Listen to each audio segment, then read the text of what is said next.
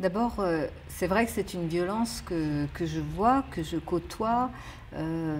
Au quotidien, ça peut être des comportements de personnes, d'individus qui sont tout d'un coup, on les sent en dehors du monde qui les entoure, avec un risque de violence. Mais c'est aussi parfois la réaction de ceux qui sont autour, qui passent. Alors, qui passent. La violence, elle peut être dans le fait qu'on ignore ou dans le fait qu'on va contre et on ne se rend pas compte qu'il y a une personne là tout d'un coup qui est partie ailleurs, qui n'est plus dans le même univers que nous. Cette violence-là, elle est assez présente avec ses formes de régulation. Mais moi, je l'ai rencontrée à plusieurs reprises, peut-être aussi d'une autre façon. En tous les cas, elle s'est rappelée à moi. Je pense à des événements importants que j'ai vécus en tant qu'élue. L'agression contre Bertrand Delanoë, par exemple. Nuit blanche, première nuit blanche, on est tous heureux, on lance quelque chose. On ne savait pas à ce moment-là que ça allait devenir un événement culturel majeur repris par plein de grandes capitales. Et puis on ne savait surtout pas que cette première nuit blanche allait se terminer par un coup de couteau au maire. Et là, c'est tout d'un coup l'irruption d'un réel très violent. À un moment où on essaye de faire quelque chose de bien, on pense que ça va permettre, la culture, ça permet de pacifier. Moi je dis souvent c'est un langage qui transcende tous les autres langages, et puis tout d'un coup on se trouve confronté à quelqu'un qui a été reconnu irresponsable, mais qui se précipite sur le maire et qui le poignarde. Et là, tout bascule, tout bascule. Ça a quel sens? On faisait quelque chose qui relève d'une fête. Moi, j'étais pas avec le maire à ce moment-là, au moment où il se prend le coup de poignard. On m'appelle dans la nuit assez vite pour me dire ce qui s'est passé. Et là, tout bascule vraiment. Et vous ne comprenez plus très bien. Et en même temps, bien sûr, c'est la peur de cet acte, de ce geste sur le maire, sur Bertrand, qui est à l'hôpital en réanimation, qu'on ne peut pas voir, à qui on ne peut pas parler, que les médecins ont soigné, sauvé. Très vite, il n'y a pas de pronostic vital engagé, mais il est en réanimation. Et là, quand même, c'est... voilà, vous êtes dans un lieu public, dans la maison commune des Parisiens, ça s'est passé là, quoi, dans nos murs. Et on se dit comment ça a pu se passer. Certes, ça a été reconnu comme le geste d'un être déséquilibré, mais ça s'est produit là, au milieu de nous tous. Ça aurait pu avoir des conséquences encore plus dramatiques. Et on ne comprend pas. Alors après, on prend des mesures pour... on se dit que ça peut se reproduire. Et on se dit que ça peut se reproduire, et on se dit, voilà, à certains moments, moi qui n'ai pas peur de la foule, qui ne suis pas quelqu'un de... comment dire, d'angoissé, j'ai pas de réflexe un peu parano qui pourrait me dire attention, j'ai pas de mouvement de recul, et puis de temps en temps j'y pense, voilà.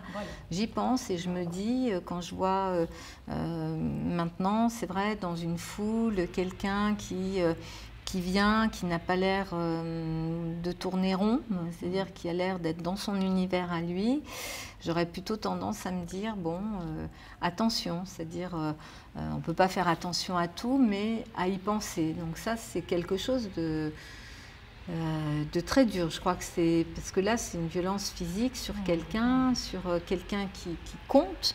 D'abord, il a une fonction, l'édile de cette ville.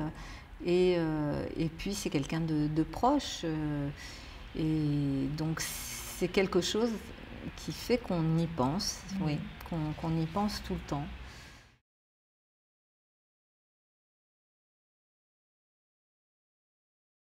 Il y a d'autres formes de violence que j'ai pu rencontrer et qui m'ont beaucoup frappée. Je me souviens quand il y a eu les attentats, oui, on peut parler d'attentats, vraiment des actes antisémites rue Petit dans le 19e, avec des jeunes qui s'étaient fait violemment agresser parce qu'ils portaient une kippa un samedi soir. Et là aussi, vous vous dites, Paris n'est pas une ville où ça peut se produire, c'est pas possible, pas dans cette ville, pas ici. Et pourtant, ça s'est produit. Il y a une forme de violence là qui s'est exprimée entre des jeunes et contre un jeune qui portait une kippa. Donc il y avait un signe distinctif parce que c'était un samedi. Et là aussi, vous vous dites comment ça peut se produire. Et en même temps, c'est une ville, Paris, que j'ai toujours vu réagir avec quand même une force très particulière.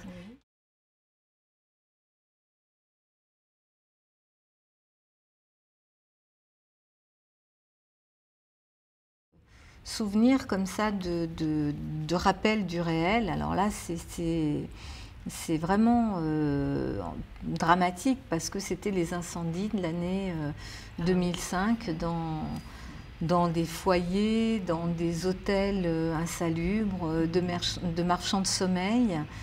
Et là, c'est un coup de fil la nuit, à 3 h du matin, de la protection civile, de mon ami Hervé Bidot de Lille, qui m'appelle et il me dit c'est terrible, là il faut venir. C'était l'incendie de l'hôtel de la rue de Provence.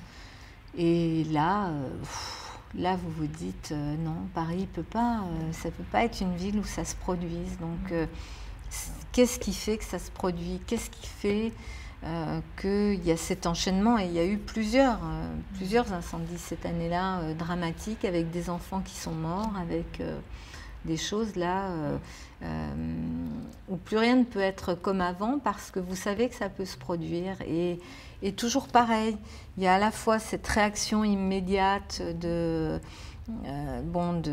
d'angoisse, de choc. Là, c'est la mort qui est là. Ce sont des Parisiens, des gens qui étaient dans des conditions de vie assez indignes. Et puis en même temps, il y a la réaction, la solidarité,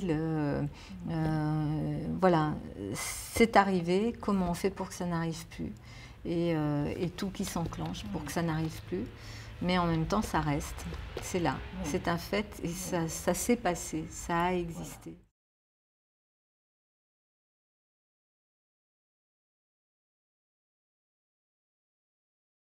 Je ne sais pas si c'est une question de genre, voilà, parce que je vois quelqu'un comme Bertrand Delanoë et quelqu'un d'une extrême sensibilité qui a su être justement cette figure rassembleuse et très fédératrice, et c'est un homme. Et puis il y a des femmes qui, dans leur langage, utilisent un langage extrêmement belliqueux. Donc est-ce que c'est une question de genre?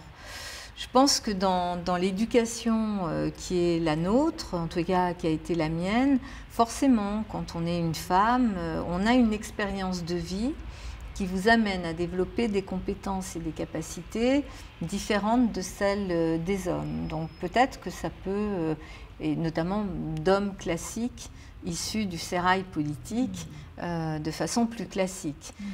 Peut-être. Mais moi, j'ai plutôt tendance à dire que le politique, homme ou femme, a une responsabilité majeure. Si nous, dans nos propos, nous allons vers ce type de violence, vers un discours agressif, si nous comparons par exemple la démocratie à la guerre, en utilisant le discours de la guerre pour parler de ce que nous faisons au quotidien, là je pense qu'on commet des erreurs si ce n'est pas conscient et des fautes si on le fait consciemment. Parce que je pense que les mots sont très très importants et que le politique, sa force numéro 1, c'est la parole. Nous exerçons bien sûr des responsabilités, on gère des budgets, j'aménage une ville, je suis adjointe à l'urbanisme, mais en même temps, l'essentiel de l'exercice qui est le mien, c'est un exercice de parole. Comment je rends compte de ce que je fais, comment j'explique, comment je comprends ce qu'on me dit et comment j'essaye d'entraîner voilà, les Parisiens sur les projets qui, me semble-t-il, sont bons pour l'ensemble parce qu'ils correspondent à nos valeurs. Bon. Et donc, c'est la parole. Et si cette parole est une parole empreinte de violence, moi je dis souvent, quand il y a eu par exemple des moments encore récemment un peu durs d'agression voilà, verbale ou d'agression physique ces derniers temps, je dis souvent attention, derrière la violence des mots, il y a la violence des actes. Parce que si on franchit des limites avec les mots qu'on utilise, il n'y a aucune raison que nos concitoyens ne se sentent pas finalement autorisés à eux-mêmes franchir une limite qui est celle du passage à l'acte violent dans des situations où ils peuvent s'estimer incompris et où la parole n'est plus l'élément qui leur permet d'être en relation avec l'autre. Et ça, moi je pense qu'on a vraiment une responsabilité majeure, hommes ou femmes politiques, à se dire que la parole est forte. Vous savez, par exemple, moi, j'utilise beaucoup le mot de bienveillance. Et on m'a dit, mais enfin, ce mot-là n'a rien à voir avec le monde politique. Le monde politique n'est pas un monde bienveillant. Ok, j'avais compris que le monde politique n'était pas un monde de bienveillance.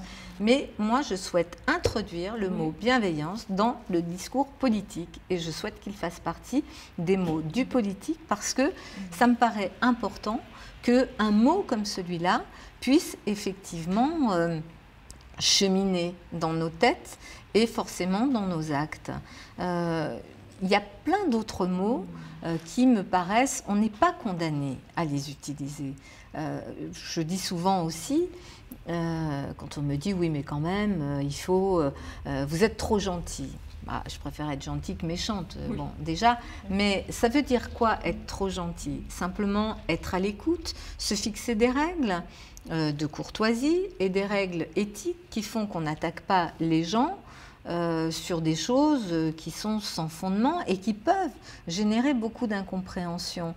Moi, je pense qu'il faut que le politique se réapproprie un certain nombre de mots et qu'on comprenne qu'un stade avancé de démocratie comme celui qui devrait être le nôtre suppose aussi une évolution du langage politique qui sorte du langage de la guerre pour venir vers un langage qui est un langage beaucoup plus adapté à l'intelligence humaine, voilà. Et moi, je préfère parler à des gens en considérant qu'ils sont intelligents plutôt que de me dire je vais utiliser des figures qui sont des figures et des postures, mais qui ne sont pas moi. Non, je préfère être moi.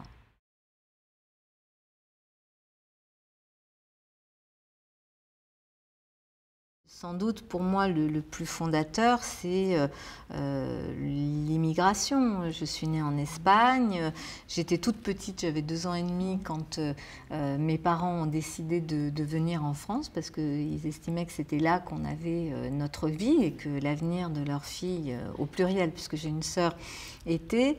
Et en fait, je pense que ça a été un moment sans doute très fort hein, de discussion familiale, d'angoisse, de peur de mes parents que j'ai ressenti à ce moment-là. Et donc, je garde un souvenir très très fort. J'avais 2 ans et demi, mais de mon premier voyage. Quand vous quittiez Cadix. Ah oui, quand je quitte Cadix, que je prends le train, je me souviens comment j'étais habillée, je me souviens du petit sac en bandoulière que j'avais, je me souviens des wagons, voilà, je me souviens de l'arrivée à Irún, c'était le poste frontière avec l'Espagne. Et je me souviens, mon père était déjà là et donc je faisais ce voyage avec ma mère et ma sœur.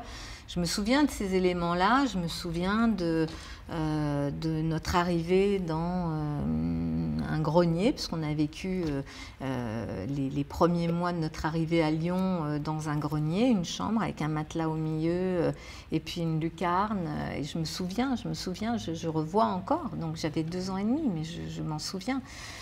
J'ai pas de photo hein, de cette époque, Oui. aucune photo. Oui, oui. Mais Aucune photo. Elles sont gravées. Mais elles sont gravées et je me souviens voilà, de dire à ma mère, mais c'est là qu'on va vivre, maman, en regardant ce matelas où on allait dormir tous les quatre. Bon. Donc ça, c'est des choses très fortes qui font que je sais d'où je viens. Et donc, j'ai eu la chance quand même d'avoir des parents extrêmement aimants. Hein, donc, ça, je me dis, mon Dieu, heureusement. Et du coup, et en plus, qui n'ont jamais cultivé d'esprit de revanche chez nous. Ils ont toujours considéré que, voilà, on était là, on allait s'en sortir, voilà, ils nous aimaient, donc ils m'ont toujours donné une confiance absolue. Pourtant, franchement, on n'avait rien, et c'était sans filet. Hein. Eux, ils venaient sans filet, ils ne parlaient pas la langue, ils n'avaient pas rien. Est-ce que c'est de là que vous avez tiré une certaine force? Oui, je pense. C'est pour ça que quand le traumatisme, je pense qu'il est là. Il est dans un déracinement, dans quelque chose où vous vous dites, même si vous êtes tout petit, vous vous dites, il y a un truc là qui est en train de basculer dans ma vie, même si vous n'avez pas très bien ce que c'est. Et de voir d'abord les exemples autour de moi et puis un amour très fort quand même et de vous dire bon bah c'est comme ça, tu vas t'adapter, tu vas avancer, tu vas comprendre, et de se dire j'ai beaucoup d'assurance, vraiment. Rien ne pouvait être grave à côté non, de absolument, ce qui s'était passé. Absolument, rien ne pouvait venir. Comment dire, m'empêcher finalement d'avoir la vie que j'avais envie d'avoir. Et ça aussi, je pense que c'est lié à ce déracinement, à cette nouvelle vie vers laquelle on est allé hein, en famille. Et puis bon, les décisions ont toujours été prises en famille. Le fait de devenir français, ça s'est fait en discutant en famille. Ouais, on était ou tous ou rien, quoi. Donc, et je pense que ça m'a aussi donné comme force l'idée qu'on ne se résigne jamais. Alors là, moi, bon, voilà, en gros, je n'ai peur de rien, sauf de la mort de mes proches, de la maladie. Voilà, c'est la seule chose qui me fasse peur. Le reste, j'ai peur de rien.